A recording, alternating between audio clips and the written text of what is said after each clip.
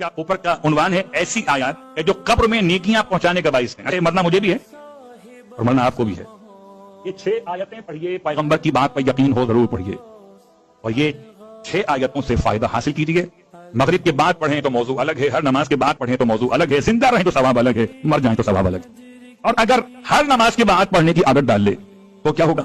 आसमान के सितारों के बराबर, बारिश के कतरात के बराबर, दरख्तों के पत्तों के बराबर और खाक के जर्रात के बराबर उसके नामे आमाल में नेकियां लिखी जाएंगी। फिर आप फरमाते हैं अगर वो मर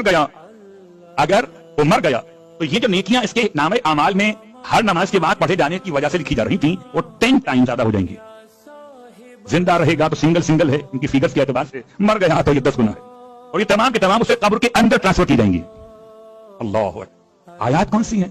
आयत 6 है और ये 6 आयत में 3 आयत वो सूरह रूम की 3 आयत हैं, आयत नंबर 17, 18, 19।